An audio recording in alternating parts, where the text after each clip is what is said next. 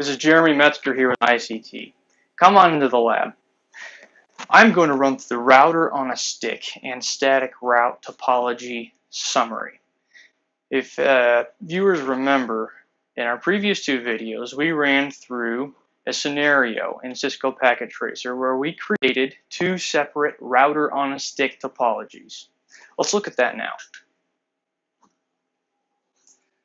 So we've got router 1, a switch, and PC1, and then router 2, another switch, and PC2. We connected these, and then we connected R1 and R2. Today I am going to test all of this stuff. We're going to run through the basic commands and configurations again, and remember where we are, what we're doing, and how it all works. So the config for Cisco 2911 routers, this should not really change in other router versions. When you get to more complex configurations, some things might change a little bit, but this is all basic stuff. So we're going to get into router 1 here. We're going to click enable or type in enable in config terminal, get into global configuration mode. Okay, and we're going to type in interface gig 00. This is going to be the inside interface of our router. We're going to program it with an IP address of 192.168.0.254 with a 255.255.255.0 subnet mask, and then click no shutdown. We're going to type that in because, as you remember, Cisco devices ports are shut down by default. And we're going to exit and interface gig 01, which is going to be our outside interface of router 1. We're going to give this interface an IP address of 10.10.10.10.255.255.255.0. No shut, exit, and then give it the IP route command. Remember, this is going to be destination IP network with its proper subnet to the next hop address. Okay, so to get to the network 192.168.10 with the 255.255.255.0 subnet mask, we're going to go to address 10.10.10.11, which is the outside interface of R2. So the mail truck that you saw going from the router on your left to the router on your right, it symbolizes the information running through the router. It's telling it, this command is telling it, hey, if you want to get to the 192.168.10 network, you gotta go to the next hop address. All information, you're going that way. And then remember the optional configuration where you can send all information out one interface instead of to the next hop address. Okay, we're going to exit and copy run start, click enter, and save our config. Believe it or not, I've been on the field putting in an ATM where I set up the router. I called the engineer up on the phone. He put in all the configs properly, and I asked, are we good? He said, we're good. I had to reboot the router, and we had issues, and I had issues, and I had issues. Called him back. It turned out that he didn't save the configuration. Cost me about 3.5 hours worth of work or a little more. So save the configs. And now we're going to program PC1 with a proper subnet mask, IP address, and default gateway. So here within Packet Tracer, we are going to go to the PC, click on the PC, click on IP configuration, and then type in the IP address in the proper spot. And this is static by default within Packet Tracer. The subnet mask is 255.255.255.0 by default. We're going to keep that because it's correct and put in the default gateway. And then Just click exit and that'll save it. All right, we're going to move on to router 2. Enable config terminal, name it interface gig 00, which is the inside interface of router 2. We're going to give this the IP address of 192.168.1.254 with the subnet mask of 255.255.2.550. No shut, because it's shut by default, and exit.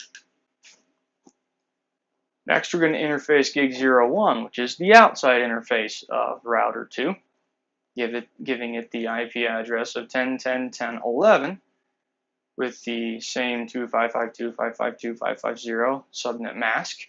No shut, exit, and then do the IP route command again, telling it, hey, if you want to go to 192.168.0.0 network with the 255.255.2.550 subnet mask, you got to go to the next hop address, which is 10.10.10.10, or the outside interface of router 1. So now we built the bridge both ways. If we just did one, if we configured one router with the IP route, it will go that way, but it won't come back because the other router won't know where to send it. Now that we've done both, communication can happen in both directions. And again, you could do the optional configuration of sending it out one interface. Exit, copy, run, start. We're going to build our configuration, save it, and now we're going to put in the IP address, subnet mask, and default gateway of PC2, which is going to be the same thing. We're going to go to the computer, click IP configuration, put in the IP address, put in the subnet mask, and put in the default gateway.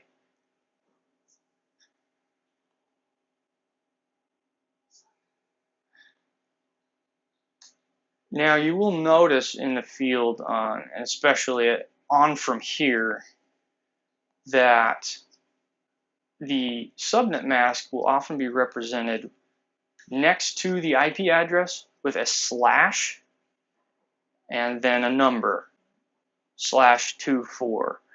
This is referred to as CIDR, C-I-D-R. Don't worry about what that means yet, but that is extremely important. We're going to get back to that in later videos. That is highly important. Right now, just worry about 255.255.2.550, but CIDR24 means that later. Now we're going to take a look at why Packet Tracer got its name of Packet Tracer. We're actually going to trace simulated communication throughout our network. Take a look at this. So what I'm going to do is go up to the packet button and click it. And I'm going to pick a sending device and a receiving device, in this case PC1 and PC2. Now, I'm going to click the auto capture and play. This is going to send a packet from PC1 to its gateway, which is where it's going to go, as we programmed it to. And then, as we program the static route, that communication is going to go toward R2, router 2. Then from router 2 down to the switch, and then from the switch to the destination PC. Now this PC is going to wake up and say, hey, I got mail. I'm going to send a reply back through the switch to its gateway. And as we program this static route over to R1, and then R1's going to know where PC1 lives. So he's going to send it through the switch down to PC1. Now, this is an incredible tool when it comes to learning Packet Tracer, learning computer networking, because we can see how traffic flows throughout a system, throughout a network. We can see problems, if problems arise, places where it gets stuck and we need to fix something. But in the real world, we're not going to have a nice topology out in the field where you can click on one thing, click on another, and then see all the issues. What you'll do instead is called a ping test. Same principle, same idea. What you're going to do is get into a device PC, a switch, or router, whatever it may be, and then fire packets toward a certain interface. And that interface, if the communication is working properly, is going to reply to you. Let's watch this. In the ping test, I'm going to select the command prompt of my PC. I'm going to choose to ping. Let's actually start with our interface to see how this works.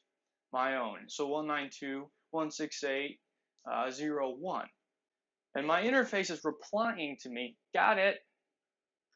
This is good. This shows that I'm up and active and that the interface is alive.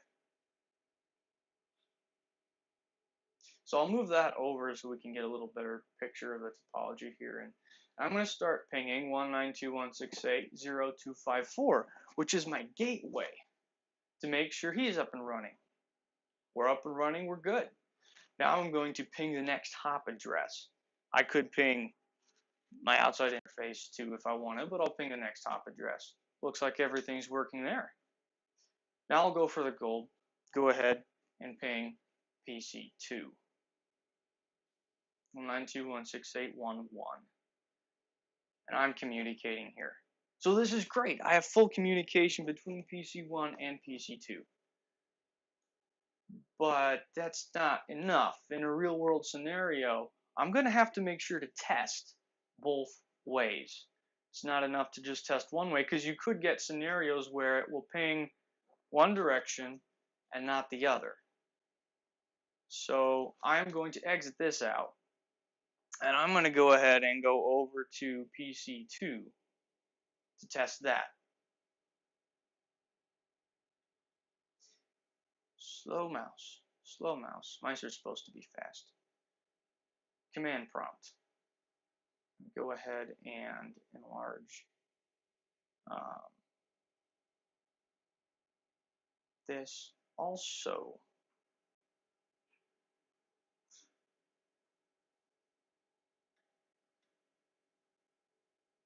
Okay.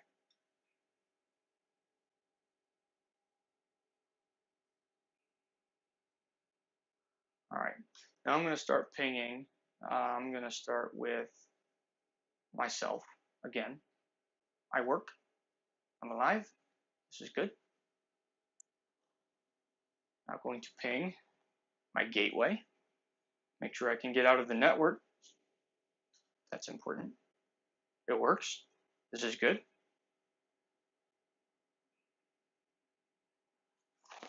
And then I'm going to ping the next hop address. If this doesn't work, I would know that I'd have to go to the outside interface of my router. And I'll go ahead now and ping PC1. And this works too.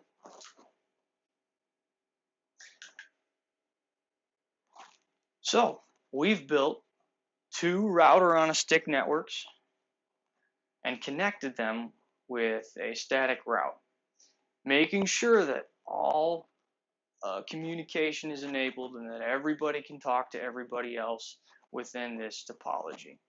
Make sure to check out our website for more videos and other resources. Check out my LinkedIn page and check out our Facebook profile.